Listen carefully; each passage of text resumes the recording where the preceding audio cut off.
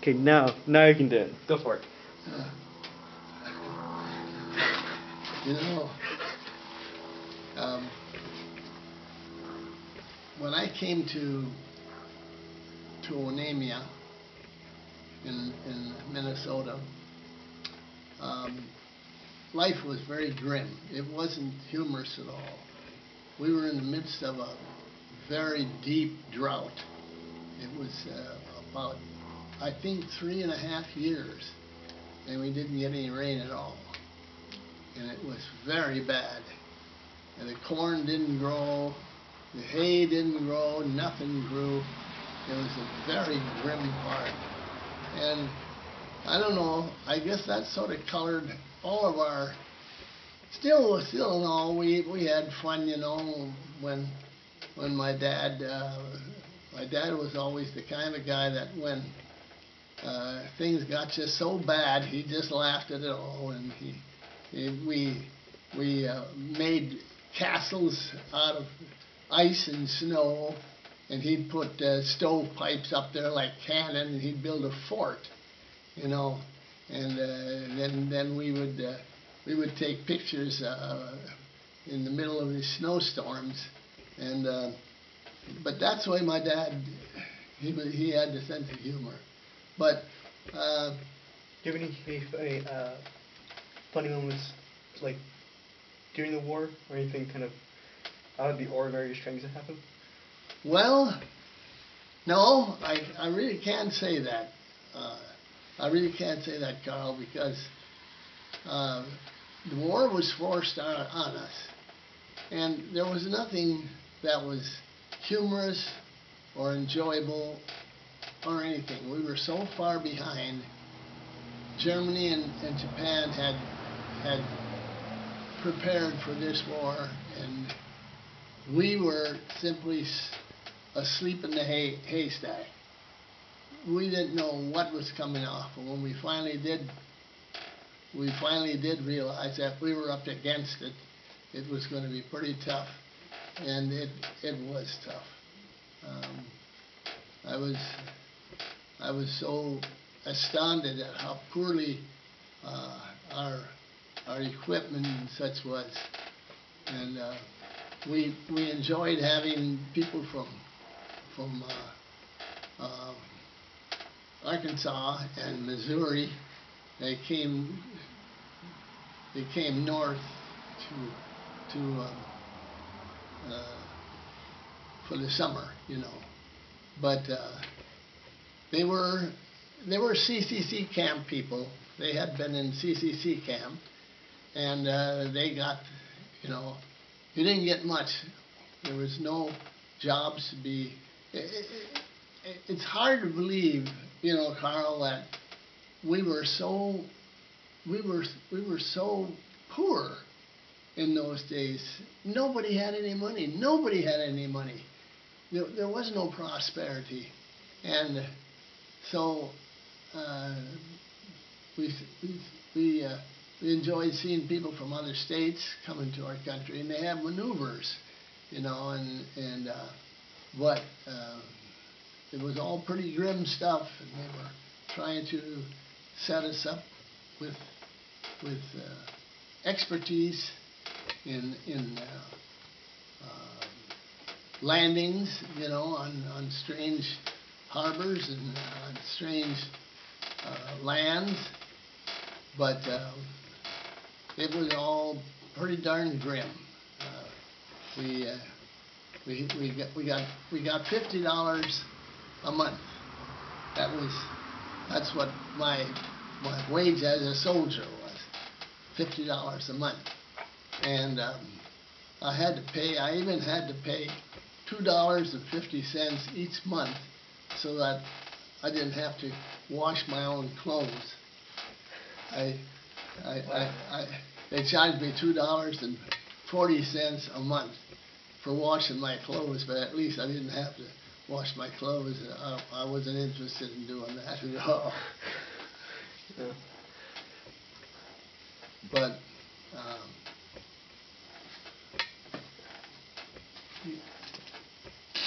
you know, if there's anything that, I haven't really thought about anything at all in preparation for this, but still in all, You want to go to the next question? oh sure, anything. So, what gave you the most pride when you came back from the war? When coming back, well, Carl, I was in Missouri, and near Little Rock, not Little Rock, but Fort Smith, Missouri, and I had been sent there from a hospital in Maryland, and I was still convalescing, So I didn't have any money. I didn't have a car. I had very little to show for anything, but I got to thinking. In fact, I remember I wanted to go to for lack of something else, I wanted to go take in a softball game. So I did that, and I was in the bleachers. They were having this softball game, and all of a sudden, my brain had a brainstorm. I said, what am I going to do with my life? Here I was, on the farm, never had anything, everybody very rustic, and none of us had the means, none of us had a car. My folks never had a car, but when I was sitting in that bleacher watching that game, all of a sudden something went through my head. And what am I going to do with my life? What am I going to do? And so I went to the library and started perusing books on what do people do, what kind of, how do they prepare for life. It was way back in 43,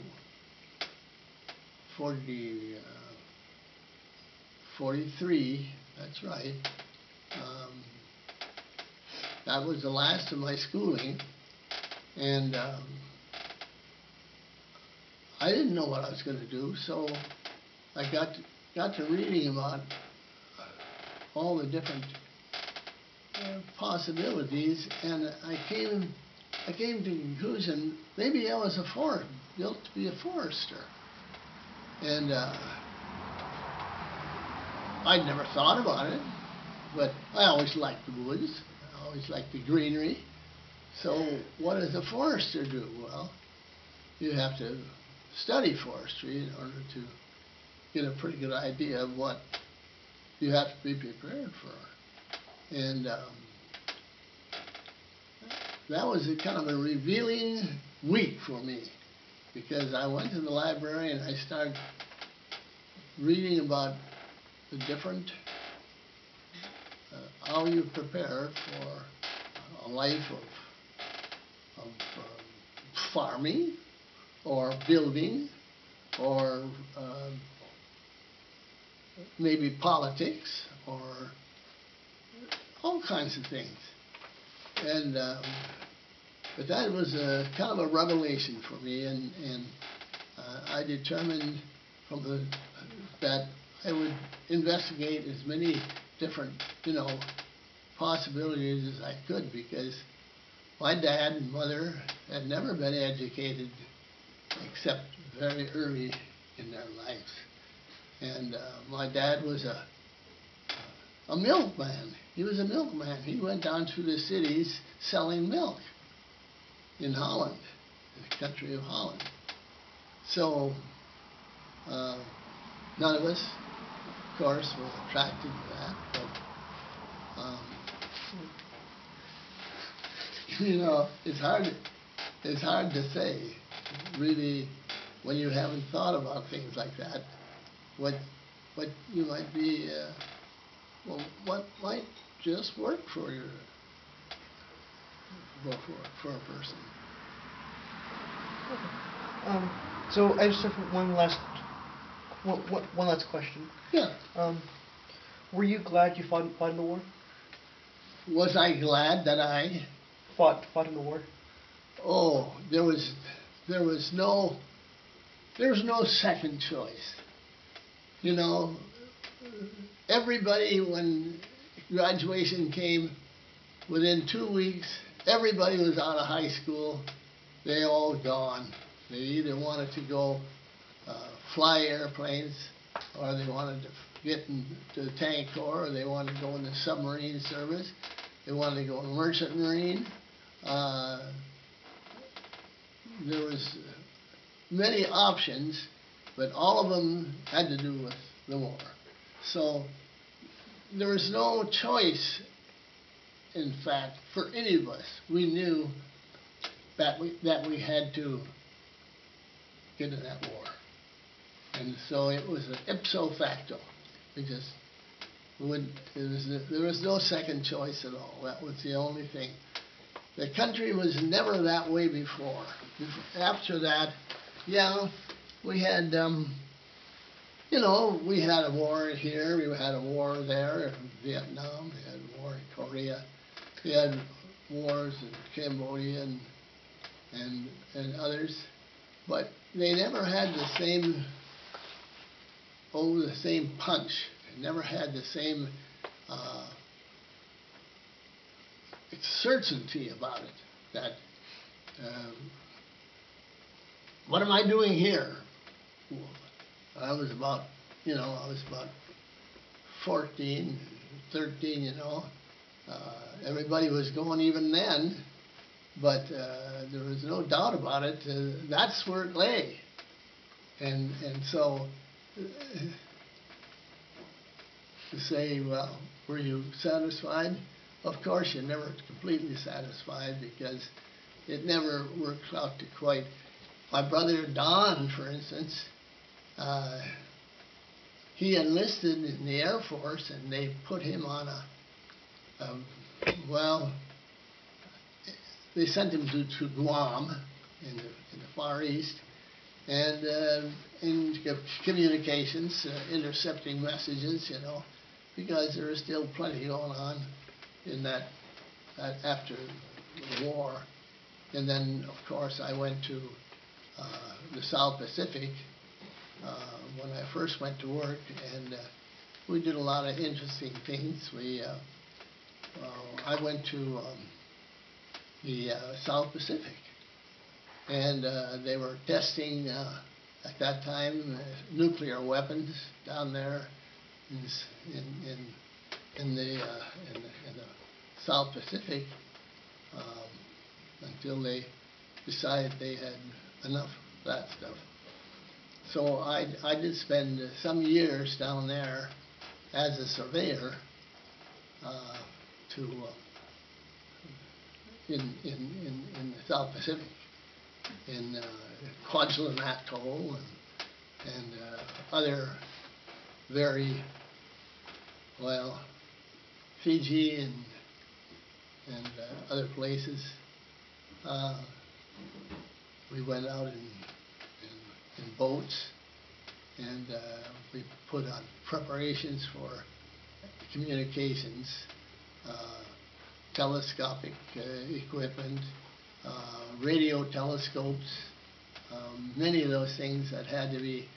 We were in what they called a Nike Zeus anti-missile missile. They were trying to figure out how they could make missiles that would hunt down missiles in the South Pacific and destroy them, which, as far as I know, was never feasible. It was finally just scuttled, because there's no way that in density, you can't get them all. You can't get hardly any of them, in fact. It's a very hard a very hard task to snoop out missiles, catch up with them, and destroy them. It was just simply beyond. So, but World War II, that was a very, very, it was so immediate to you. And you'd see your friends and they'd show up in different uniforms, and they'd show up from, oh, I remember some of them were in Washington, D.C., and some of them were in Australia, and in Vietnam, of course, and also during the war itself, we used facilities from Iran and Iraq and different places. Completely different, completely different thought than it is now. But we sent an awful lot of material right directly from America and to Tehran, which is the capital of Iran. And now we are sort of in a brush fire war with them all the time. But then we were hand in glove, and we funneled an amazing amount of materials of a lethal kind, and also clothing and fuel and food and everything else to our ally, Soviet Russia. And once we cleared it all into we built a very fine, top-notch airport there at the capital of Iran, and then directly from there we flew over to Soviet Russia, southern part around the Black Sea, and delivered it to them. So that was a roundabout way of doing it, but that's what we occupied our time with. And some of them went to China, and conquered Japan and China, and in a time when it all collapsed, Burma, all these different countries, we were there everywhere. We had them all encircled. So it was important. It was very important. Well, what can I say? I'm not. I gotta talk. I'm